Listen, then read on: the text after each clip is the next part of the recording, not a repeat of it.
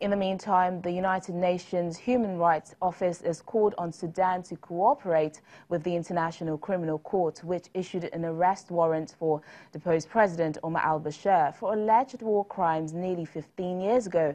Earlier, the UN Human Rights Chief also said Sudanese authorities should release people held for peacefully protesting and investigate the use of force against demonstrations since December.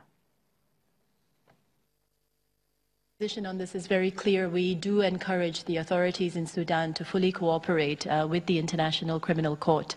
There was a Security Council resolution as far back as 2005 calling on the government of Sudan to fully cooperate with and provide necessary assistance to the court, and encouraging all Sudanese authorities to meet their obligation in this regard. And yes, we would continue to encourage the government of Sudan to cooperate fully with the ICC. This is a very critical, volatile moment for Sudan, and there is deep uncertainty and unease about the future.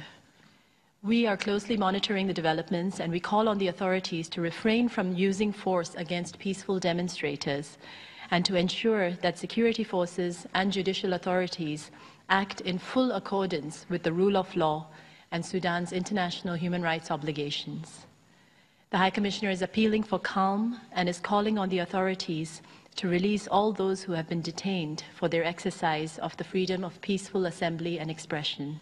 We do have several sources on the ground. I wouldn't want to get into details on who our sources are, but there are clear indications from them that they are not happy with what happened yesterday, and that the protests will continue, which again is why we are calling on the authorities to address the people's demands. And whatever transition is taking place needs to take place with the meaningful participation of dissenting voices and of civil society. Well, there are concerns in neighboring South Sudan that the removal of Sudan's longtime ruler, Omar al-Bashir, could unsettle its own peace plan that ended a 5-year civil war. Sudan was a guarantor of the peace deal signed last September that envisions the formation of a joint government involving President Salva Kiir and former rebel leader Riek Machar. The relationship between Sudan and South Sudan has thawed in recent months because both countries desperately need the cash generated by oil from South Sudan flowing through a pipeline and port owned by Sudan.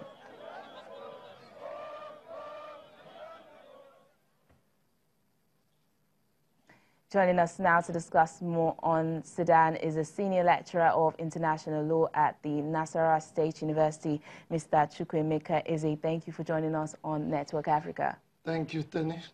So a lot has happened in the past 24 hours. Omar al-Bashir is in custody. The military is saying they will not extradite him and he will be tried by the country's judicial court.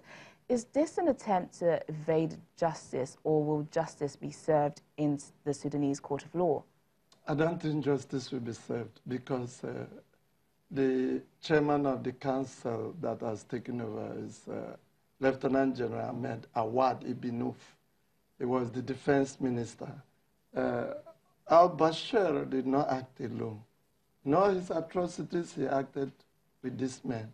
So they know that extraditing al-Bashir or handing him over to the International Criminal Court will be indicting themselves. This is coup de grace. There's no real coup in Uganda. Sorry, not Uganda, in Sudan. In Sudan, yes. There is no real coup there. So this is what you call change of musical chairs. So, and that's why the people are angry. And this is not new. If you look at the history of Sudan, they got their independence on 1st January 1956. The man who was given the charge, the man in charge of the army, then the defense minister, Ibrahim Aboud, just allowed the status quo to be maintained for only 2 years. There was a coup in 1958. He was in power till 1964. There is no person that has governed Sudan as a civilian that spent more than 4 years. So it had always been generals coming in. Remember Gafar Nimieri. He took over in 1969 through a coup. And he remained there till 1985. He was booted out.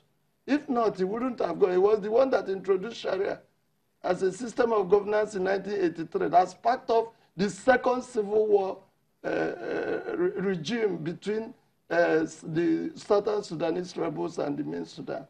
So after the initial one between 1963 and 1972. So their leaders had always been generals, and this one, the deputy, is Lieutenant General Kamal Abdel Maruf. So how can generals take advantage of what the civilians laid down their lives, and more than 51 people have lost their lives according to Amnesty International. So basically, they are playing with the senses of the people. It is not yet Uhuru for Sudan. What do you think is happening behind the scene? They're saying Bashir has been arrested. What do you think is really happening behind the scene? They are playing a game on the minds of the people because they are not different from Bashir. They are the images of Bashir. So Bashir will not face any justice. The atrocities committed in Darfur against the four, Masalit and Zahawas, were committed by this man, obeying the orders of al-Bashir, Omar al-Bashir. So they are not different. Yeah. So that's why the people are not living the the people are still on the streets. What options do they have, though? The option they have is to continue to be vigilant, to continue with the protest, because it is the blood of martyrs that that's the result to pay for vigilance. You need the blood of martyrs. Unless they act as martyrs, these generals will move from 2 years to 4 years, and the chairman of the council will soon remove his khaki and put on agbada. It was done by Ibrahim Aboud in their first republic, done by Gafani Mieri between 69 and 85. It was done by Omar al-Bashir between 1989 and my next question. What do you think about this 2-year transition that the military announced? What do you think about it? To hoodwink the people is too long. If they are serious, in fact, they should have left civilians to carry out this. Look at the person in charge of a political committee of their council. It's also a general. It's also a general. So what can a general be talking about politics? So they've seen Sudan as a booty. They've shared it. We've seen the same thing in Algeria as well, where they're still protesting that they want a different elite completely. Sure. Because the same people worked with Bouteflika. So the people know what they are saying. And if you go into history, history is repeating itself. Like Francis Bacon said that the only lesson man learns from history is that man shall never learn from history. What is playing out in Sudan is circumlocution. They are moving in concentric cycles, and somebody needs to break the chain. They have allowed many people to come on board to break it, they couldn't. The people have to stay in the streets and break the chain. Unless they do so, these generals cannot do it. Mr. Chukwemeka, it is so much to say. Thank you for speaking to us on Network Africa. We'll have to hope that the people's voices are heard in this issue. Thank you. Thank you very much.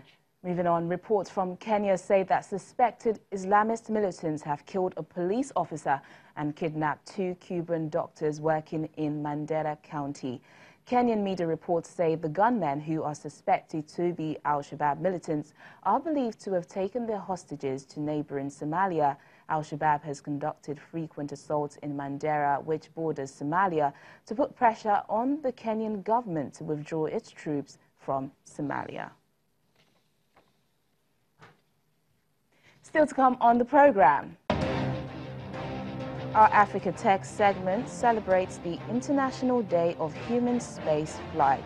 Please stay with us.